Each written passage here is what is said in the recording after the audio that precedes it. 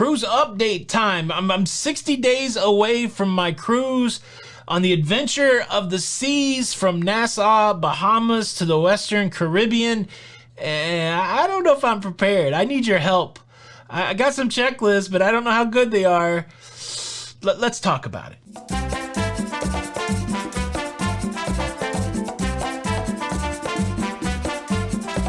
Hey, what's up, everybody? Welcome back to Lido Loca. I'm your host, Tony, here with the, oh goodness, I'm getting ready to go on a cruise, and I don't know if I'm ready. It's the 60-day update. Let's just be frank and honest. It's been 470, or will be 479 days since my last cruise, and I feel like I'm a little rusty. And so I'm 60 days out. I woke up in a cold sweat this morning. Like, am I prepared? Am I on the way to getting everything that I need? Is my passport up to date? And I did what every rational person would do when they wake up at 3 in the morning in a cold sweat worrying about cruising. I ate ice cream. I did not eat ice cream. I tell you what, I sat down and I made some checklists, and I want to share these checklists with you guys, and then that way I can leverage your cruise expertise and you can tell me what I'm missing, and somebody can tell me whether I'm on track or not, and you can calm me down. All right, the way we're going to do it, I got 4 checklists. I broke it up into cruise and travel planning. That's the biggest checklist. I also have a health planning checklist. I got a YouTube/content creation checklist, and I have a packing checklist. I'm going to share those with you. Please, I beg of you, help me make sure I have everything on the list that I need to work on. All right, let's start with the cruise and travel arrangements. Number 1, book the cruise and paid for the cruise. That's checked off. Flights booked and paid for. That's good. That's done. Gratuities paid for. If you've watched the channel at all, you know that I get annoyed with the gratuities, and so I like to prepay my gratuities, and then I like to take extra money, and then when, they give you that envelope, I try to do everything to make sure that the crew is taken care of. Even if I overpay, even if the system's a little flawed, I like to prepay my gratuities. Boom, that's done. Excursions booked and paid for. Now, I've already got excursion regret. Right away, as soon as I could, I booked a bunch of excursions. I filled up my days, and I'm curious as to whether or not I've done too much. I think I would rather chill at, Coco Cay than I might cancel. But for the most part, I'm going to check that off. Excursions booked and paid for, even have like a chef's table. I do want to do some other specialty dinings, but I can do that on the cruise ship. All right. Pre-cruise hotel booked and paid for. This one's tricky. So if you know or don't know, I'm going solo. Jenny is staying here to hold down the fort, to keep the Lido Loca empire running. We've been watching a lot of Gold Rush. It's about people that are mining gold. And so now I'm starting to think of our business in this context to gold mining. And so Jenny's got to stay here and keep pay fed into the wash plant so that we can get the gold out. How about that for a weird analogy? But that's to say, as a solo traveler, I've hooked up with another solo traveler, John from the Ship Show, and we're doing everything that we can to split expenses, which includes staying on the cruise ship together in the same cabin. Jenny has assured me that they've separated the beds, and then we're also staying in a hotel. We had one hotel booked, but now we have another hotel booked. I don't know what that hotel is, but John's taking care of that, and I need to send John some money, so I can't check that one off. But I know we have it booked, but I do need to pay John. All right, purchase travel insurance. Now, here's the interesting thing. We won't know the final health protocols for this cruise until 30 days out. So a lot of this stuff hinges on those health protocols for 30 days out. And so I do need to get some sort of cruise travel insurance, probably COVID insurance. I never cruise without that, never travel without that, because nothing's a problem until it's a problem. And even though you're spending a few $100s on insurance sometimes, that's a lot better than if you have to get medevaced. And you never think you're going to get, I've never been medevaced, but the one time I don't have cruise insurance, I'm pretty sure I'll get medevaced.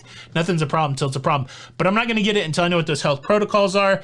Getting vaccinated, I can't go cruising until I get vaccinated. I'm halfway there. I get the second shot this week, and then 2 weeks after that, I'll be fully vaccinated, so I'm good with that.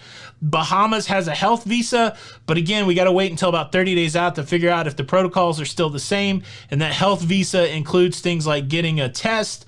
And so, you know, I still have to get a COVID test. There's still a check mark here that needs to be checked off, but I won't be getting that test until a few days before the cruise.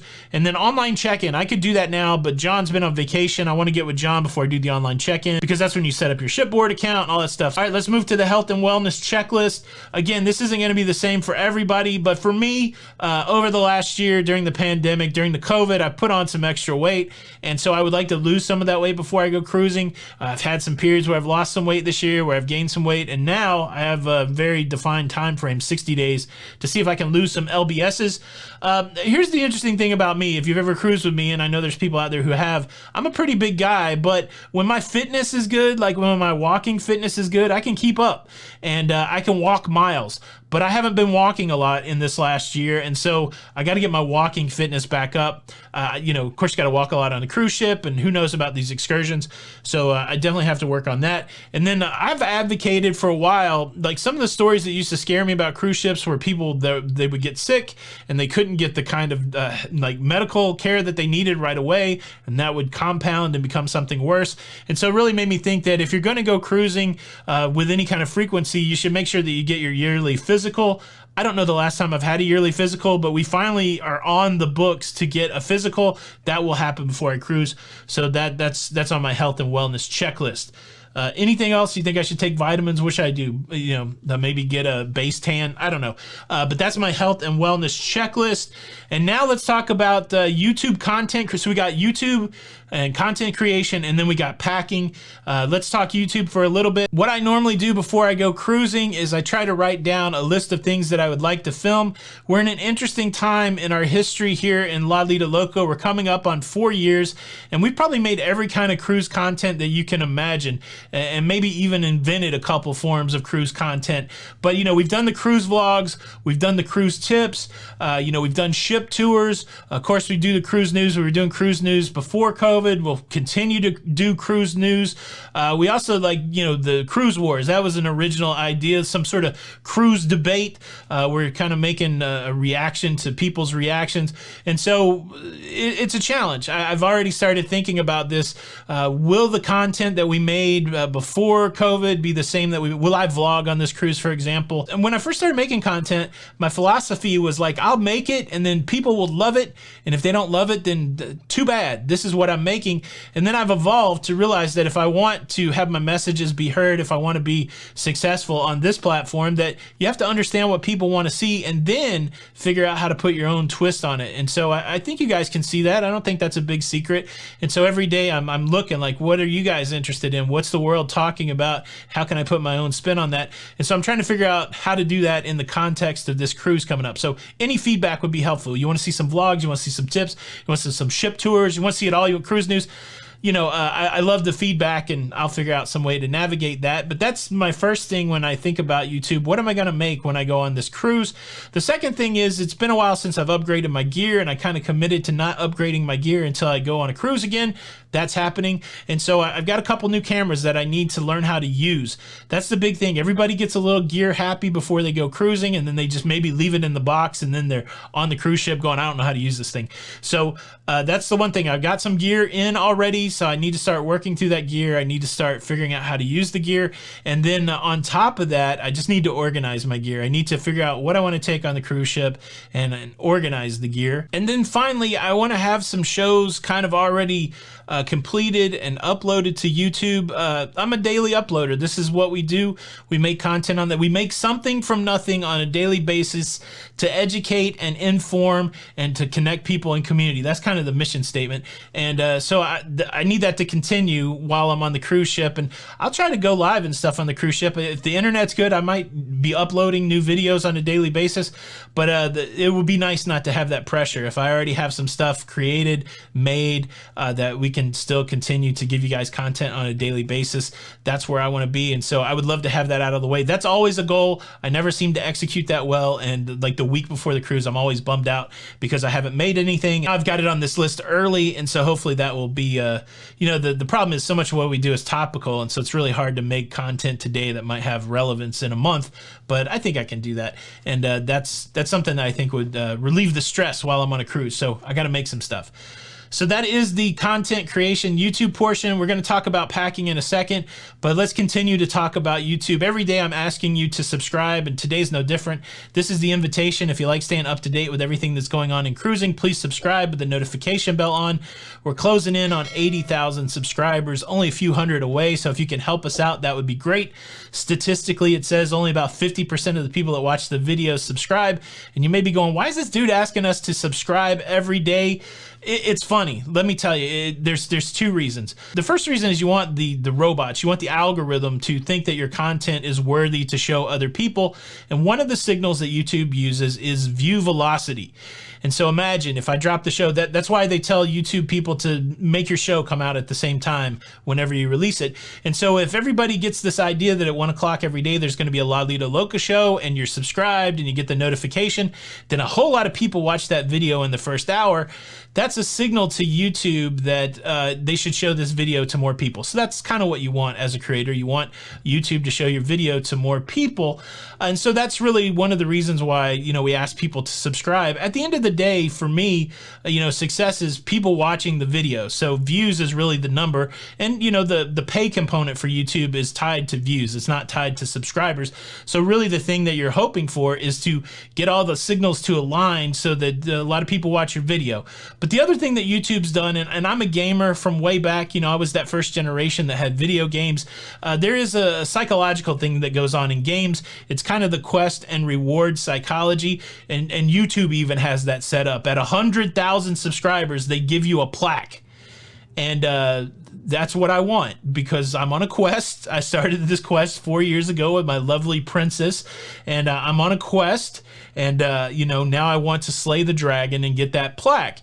Plus my friend Don is always rubbing it in my face that he has this silver plaque and I don't have the silver plaque, and by rubbing it in my face, he doesn't say anything. I just see it in his Just Dawn video every day. And I'm pretty sure the fact that it's hanging there and I see it in his video every day is him pointing out to me that I don't have one. I'm just kidding, but that, you know, that's the motivation. But yeah, so that's a long explanation to ask you to subscribe, but some people wonder what the point of it is. That's what the point of it is. Please subscribe with the notification bell on. That way you don't miss out on any of the episodes. On to the packing. All right, so here's the packing checklist.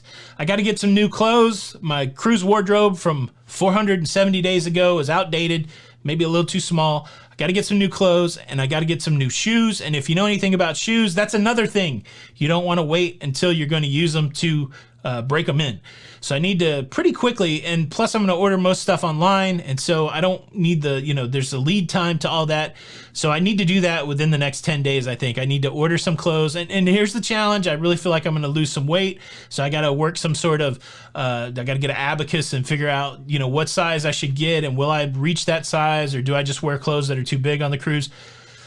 I don't know, but I got to solve that in the next 10 days, and I got to get some shoes that I could be breaking in. I need to make out my toiletry checklist. Again, Jenny normally packs all of our bathroom stuff, so I'm on my own. I got to identify what I need. I'm really going to try to pack light. I'm going to try to go just my camera bag and one roller bag, and so I need to make my toiletry checklist and make sure that I have all of those things. And then as we get close to cruise day, I will need to pack my gear and to pack my clothes. So I'm a little concerned. I got more unchecked items than checked items. I'm 60 days out. How am I doing? Am I going to make it? Do you feel like I should be sleeping through the night, or should I be worried about where I'm at on this checklist? And I know I've forgotten something. What is something that I have forgotten? Help me out. Help me out, cruise community. Help me out, Loca fam. Leave a comment below. Thank you for watching my 60-day update. I'll update us again at 30 days. Crush the like button. Watch this video that YouTube recommends. This is Tony for Lido Loca, and until the next time, we'll see you on the Lido. Bye.